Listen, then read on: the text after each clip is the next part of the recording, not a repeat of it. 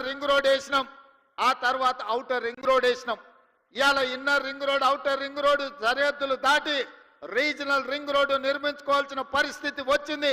అందుకే ఈనాటి ప్రభుత్వం 360 కిలోమీటర్లతో తెలంగాణ మణిహారంగా రీజనల్ రింగ్ రోడ్డును దాదాపుగా 35,000 కోట్ల రూపాయలు వెచ్చించి కేంద్ర ప్రభుత్వం నుంచి సాధించుకొని రీజనల్ రింగ్ రోడ్డు నిర్మించడానికి ఇవాళ మన ప్రభుత్వం ప్రయత్నం చేస్తుంది. ఆ దిశగా కేంద్ర ప్రభుత్వం మీద ఒత్తిడి తీసుకొస్తున్నాం.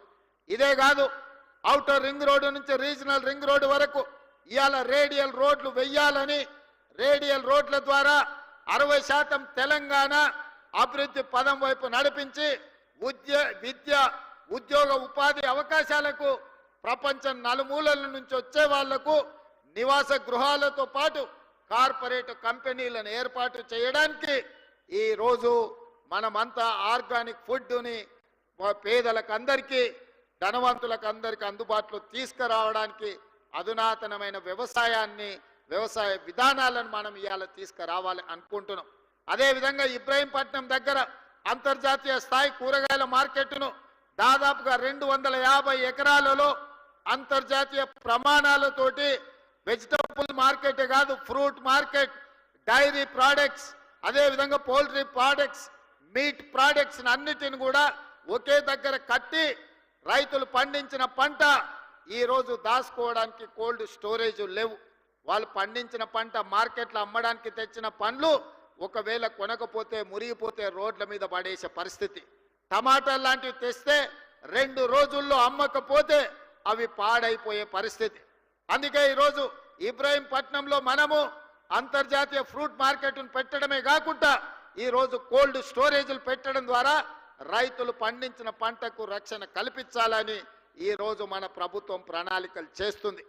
ఔటర్ రింగ్ రోడ్డుకు అనుబంధంగా ఈరోజు ప్రభుత్వం చేపడుతున్న కార్యక్రమాలు అత్యంత గొప్పది, పెద్దది. రేపటి ప్రపంచానికి అద్భుతమైన నగరాన్ని అందించే ఫ్యూచర్ సిటీ ముచ్చెర్ల ప్రాంతంలో ఈరోజు మనము బాగరకుంట ప్రాంతంలో నిర్మించుకుంటున్నాం.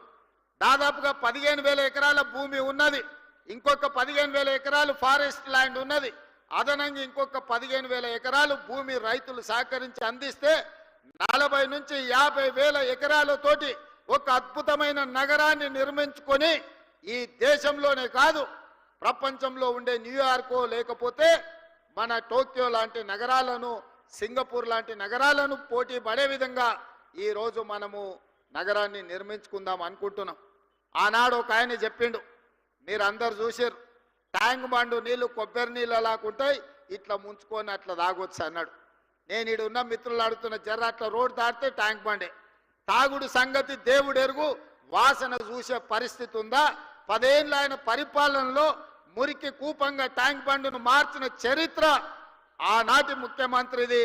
ఇట్లాంటి అబద్ధాలతో కాలం గడిపిండు.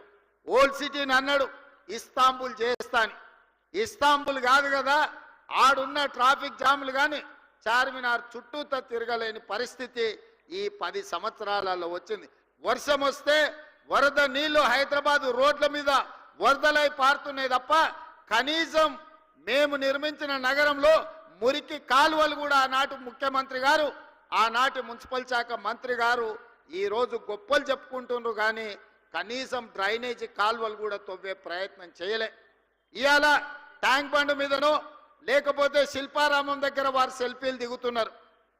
వారు సెల్ఫీలు దిగి సెల్ఫ్ డబ్బా కొట్టుకునే శిల్పారామం కూడా ఆనాడు కాంగ్రెస్ పార్టీని అభివృద్ధి చేసింది, వారు మర్చిపోయినట్టున్నారు. వారు అప్పుడప్పుడు ట్విట్టర్లో పెట్టి హైటెక్ సిటీ ఆనాడు మనం చేసిందే, ఈ ట్యాంక్ బండ్ ఏదో ఆయననే నిర్మించినట్టు, వాళ్ళ తాతగారు బుద్ధుడి విగ్రహం పెట్టినట్టు ఇవాళ ఆ ఫోటోలను చూపించి మేము నిర్మించినమని అబద్ధాలు చెప్పుకునే పరిస్థితి. ఏది ఏమైనా ఆనాడు 10 సంవత్సరాలు 20 లక్షల కోట్ల రూపాయలు ఖర్చు పెట్టినా ఈ నగరానికి కావాల్సిన శాశ్వతమైన అభివృద్ధిని గత 10 సంవత్సరాలు పరిపాలనలో ఉన్నవాళ్ళు చెయ్యలేదు. మరి ఈరోజు నేను మిమ్మల్ని అడుగుతున్న మిత్రులారా, టీవీలలో మనం చూస్తున్నాం, ఢిల్లీలో కాలుష్యం పెరిగిపోయింది, మనుషులు బతకలేని పరిస్థితి, ప్రజల్ని ఇళ్లలో నుంచి బయటికి రావద్దంటారు, ఢిల్లీలో పాఠశాలలకు సెలవులు ఇచ్చిండ్రు, అక్కడ ఉన్నోళ్ళు ఆరోగ్యం కాపాడుకోవాలంటే ఇతర నగరాలకి వలస బొమ్మని అక్కడున్న వాళ్ళు చెప్తున్నారు. స్పష్టంగా ఢిల్లీ నగరం